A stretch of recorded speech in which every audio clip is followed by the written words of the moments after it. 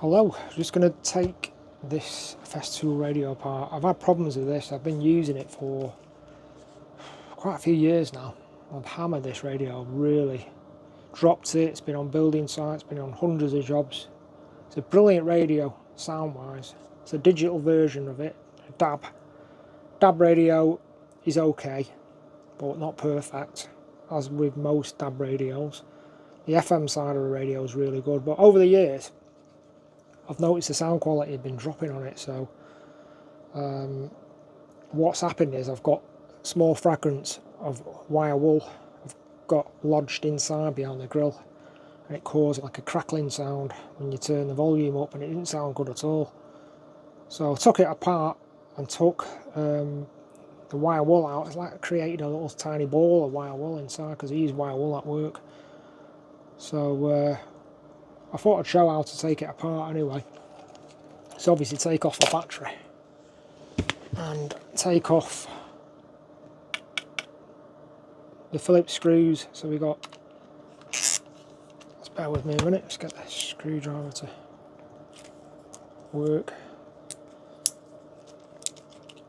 Take out the 4 Phillips screws. It's 1, 2, 3, actually no, there's 6, sorry. There's 2 down here that are recessed as well. So we take them out. Right, so I took out 6 screws, standard Phillips screws, and then what happens is you can pull that module off. It clips in on little pins there. That pulls off, which has got the DAB radio connections, etc., aerial connections, and the connections for sliding the battery on the back. Take that off, then you're left with this. So the next stage is to take 4 screws out either side.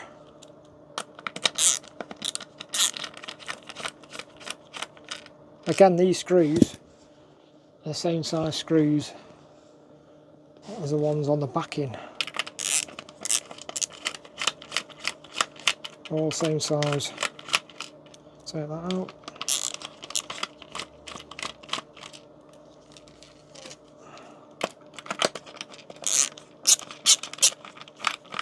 There we go. Take those out.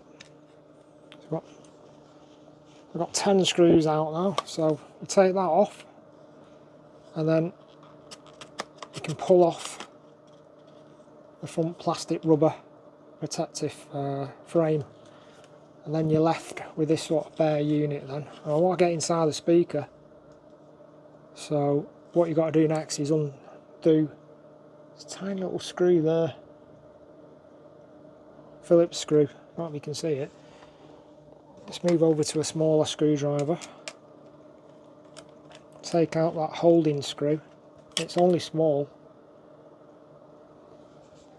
Take off that, and then let's see, I think there's another screw somewhere else. Oh yeah, there's one deep inside there as well, which I forgot to mention. You need a long shafted screwdriver to get in there. That's thin enough. You can see that one there. So that's the 11th screw of that type, and then you can just pull off, carefully pull off that area. You can unplug the umbilical cord there if you want, or you can take the speaker connections off if you want to do it that way, but I don't really want to mess around that much. So you got another 4 screws to take out that holds the speaker in. These are smaller screws that hold the speaker in. There we go, 1, 2,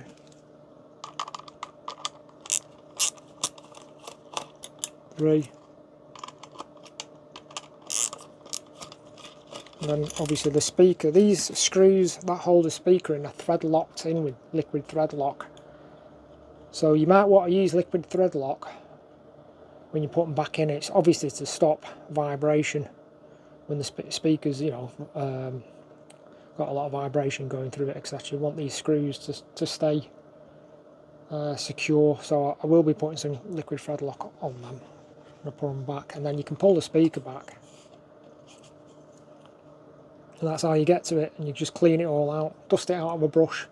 It's very delicate, so don't touch it. Use a nice gentle brush to just sweep out any debris or any wire wool, which I've done. But don't touch it or damage that diaphragm, otherwise you'll just, the speaker will be failed. It just won't work right. And that's what I've done. I'll show the brush that I used to clean it out. Yeah, the brush I use to clean out is just like an artist brush, really, or a makeup brush, even a clean makeup brush. You can steal off your daughter or your wife or whoever uses one of these, and you can just gently there's still a little bit of dust in here, so you can just gently get it out. Probably better off taking the speaker out completely, but just a gentle brush like that, and that's it. That's all it needs. Get rid of any debris. I had like a tiny ball of steel wire wool in there, and that was what was causing the problem. And then just put it back in reverse. But very easy. Just line that speaker up. Get your 4 screws.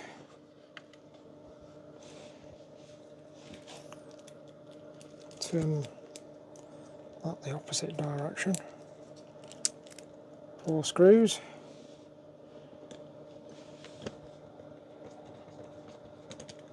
Make sure you don't over tighten them too much when it's going into plastic. These self tappers, like, they're not like threaded fine threads, so that's going into plastic. So you have got to be careful.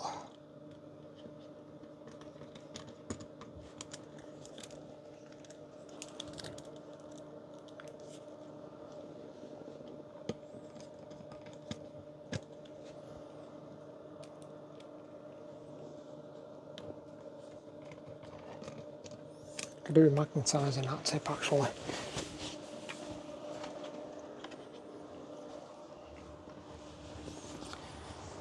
Yeah, just magnetise that tip to pick up the screws easier. There we go. And yes, I'll put the speaker screws back in. Just nip them up a tiny bit. Just double check them. And then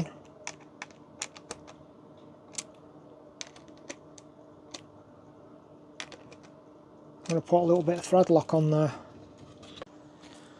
A little tiny bit of thread lock. Shake up the thread lock and just dribble a bit over the screw.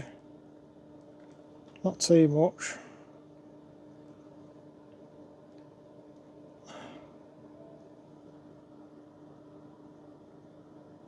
Right, needs 4 dabs. Let that set.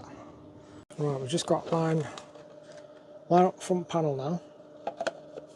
And carefully, just do this in reverse now. Just line that top screw up.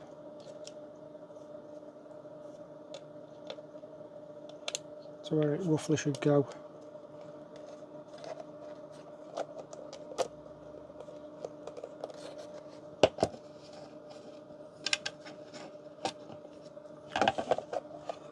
Right, the top screw's got to locate in a little peg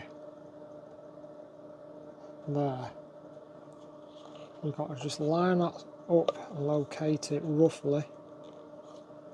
Make sure that's all square. That's it. It's just a locating screw, this to hold the panel in temporarily while the rest of the screws go in. Let's get that screw in. There we go, tighten that up. That screw's purely just to hold it in position. in the right position when you put the rest of the screws in, etc.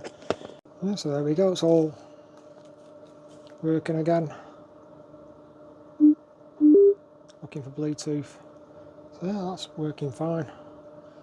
When you're on Bluetooth, if you have lost the connection on Bluetooth, you don't have to go through pressing the source button round in a loop. You can just simply turn the power off and back on again, and it'll just automatically link back onto your existing Bluetooth device. That's just one of the shortcuts on the radio. Yeah, so overall, I've had this since about 2018, I think. Can't remember, 2019, I can't remember now, but it's been great. I'll carry on using it on the job tomorrow. Thanks for watching.